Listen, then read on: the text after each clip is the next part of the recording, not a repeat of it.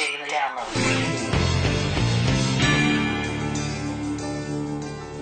Good news on Darfur for once, uncertain news in the media biz, and goodbye to the creator of a generation. I'm alive. You're in the Pepsi generation.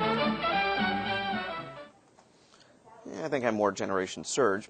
Regardless, thanks so much for stopping by. A new download for you, so let's get right to it. Our first stop, the UN, with the Security Council, late Tuesday, unanimously approving a 26,000-strong peacekeeping force for Sudan's Darfur region. UN Secretary General Ban Ki-moon calling it unprecedented. Now, the resolution was watered down some at Sudan's request, but it also came with a warning from U.S. Ambassador Zalmay Khalilzad. If Sudan does not comply with the Darfur Agreement, and if Sudan does not comply with this resolution, the United States will move for the swift adoption of unilateral and multilateral measures. UN officials also urging speed in the deployment of the Darfur force, potentially the largest peacekeeping mission in the world.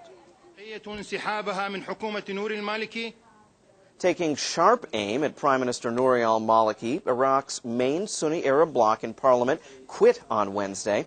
Now, the 44 members of the National Accordance Front will retain their seats in Parliament, but its 6 members of the Maliki cabinet will not. This news, yet another blow to efforts to strengthen the national government there, and coming the same day that U.S. auditors say that billions of dollars of military equipment in Iraq cannot be accounted for. Well, to the Philippines now for what geologists are calling a volcano, quote, in an abnormal state. I'll say. Bulusan volcano here in the eastern Philippines, sending smoke and ash 6 kilometers into the air and setting off over 40 earthquakes in the region. Sounding more cranky than abnormal to me. Officials saying that local residents should remain alert. That probably won't be much of a problem. Certainly stunning video there. Well, speaking of, you can find video, audio, and the most up-to-date news 24 hours a day online. Where, you ask? www.voanews.com. Daily Download.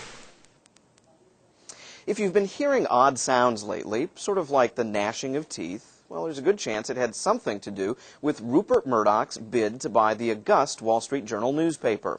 That sudden snap you heard Tuesday, the inking of the $5 billion deal. The media baron all smiles, we think, at the news.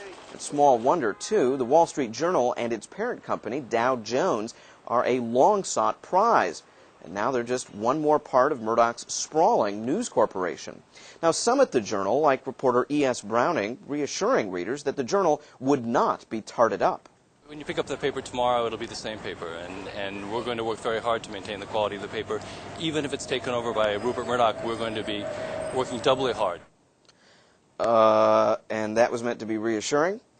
The Journal, widely thought to be a major component in Murdoch's planned business TV channel, no date has been set for launch yet.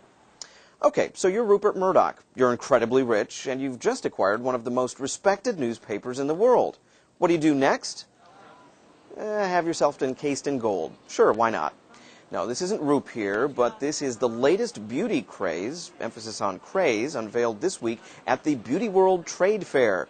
Promoters of the gold mask saying that applying gold leaf to patrons makes them more youthful and reduces stress until they get the $250 bill. That buys me about 16 haircuts. Well, you can buy me a little happiness. Just send an email our way. We love hearing from you.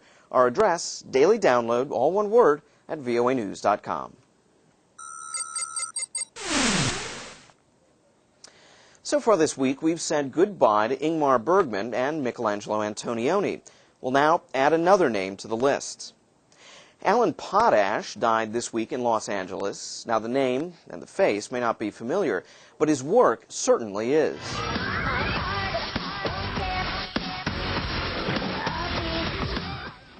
For 50 years, Potash was the ad man for Pepsi-Cola. Not just Brittany, Potash roped mega youth stars like Michael J. Fox and established entertainers like Ray Charles into the Pepsi ad landscape as well. And it was Potash who first created the longest-running ad campaign in ad history, the Pepsi generation. Come alive. You're in the Pepsi generation. For a commercial, it's almost cinematic in scope.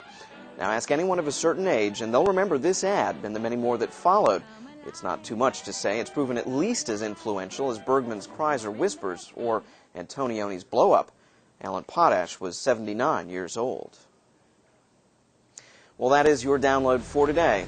We'll see you again tomorrow.